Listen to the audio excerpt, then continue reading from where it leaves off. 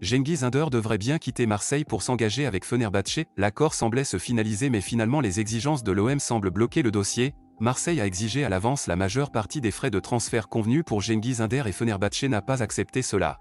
Le plan de paiement est en cours d'élaboration, mais aucune signature pour l'instant.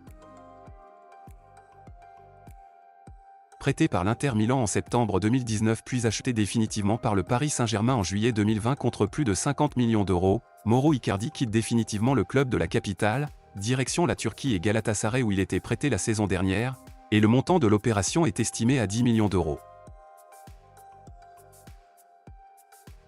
La Juventus ne disputera pas la prochaine Ligue Europa Conference. Les Bianconeri, 7e de la dernière Serie A, sont exclus des Coupes d'Europe pour la saison 2023 à 2024 en raison de violations réglementaires. Le club turinois écope aussi d'une amende de 20 millions d'euros, dont 10 avec sursis.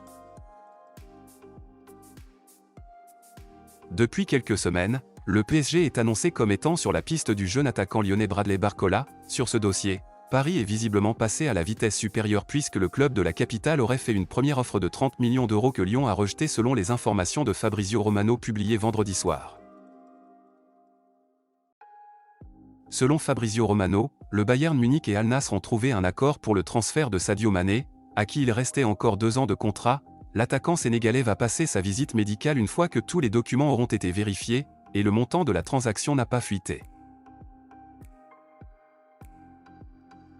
Alan Saint-Maximin, pressenti pour rejoindre le club d'Al-Ahly pour 35 millions selon les médias britanniques, a annoncé son départ de Newcastle, où il était sous contrat jusqu'en 2026. « Je quitte Newcastle en le laissant là où il devrait être et c'est mon plus beau trophée car j'en ai fait partie », explique l'ailier sur les réseaux sociaux.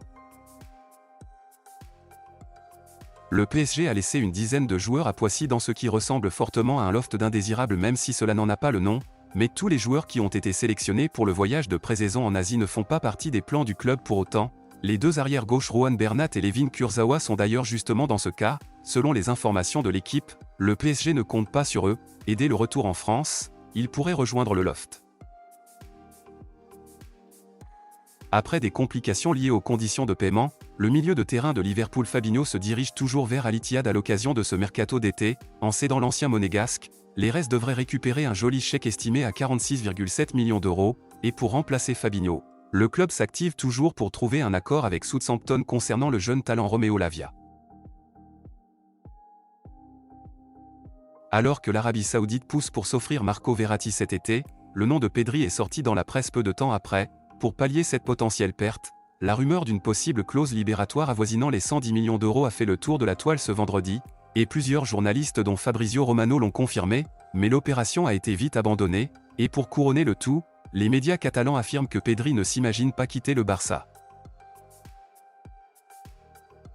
L'avenir de Marco Verratti ne se précise pas encore totalement. Certes, le milieu du PSG est d'accord pour rejoindre l'Arabie Saoudite, mais rien n'est encore fait du côté parisien, et un seul homme semble être encore capable de retenir le joueur de 30 ans, son nouvel entraîneur, Luis Enrique. L'ancien de Pescara apparaît logiquement comme l'un des joueurs forts du système de l'Espagnol, et d'après le Parisien, le technicien martèle en privé qu'il compte sur Verratti. Sur le départ de Montpellier à l'occasion de ce mercato d'été, l'attaquant Eli Wahi dispose d'un accord contractuel pour rejoindre Chelsea, mais selon les informations du quotidien L'Équipe, la première offre, estimée à 27,5 millions d'euros, de Chelsea a été refusée par Montpellier. Sur ce dossier, le club français reste bien évidemment ouvert à la négociation, mais attend une proposition plus importante pour céder le jeune talent au club londonien.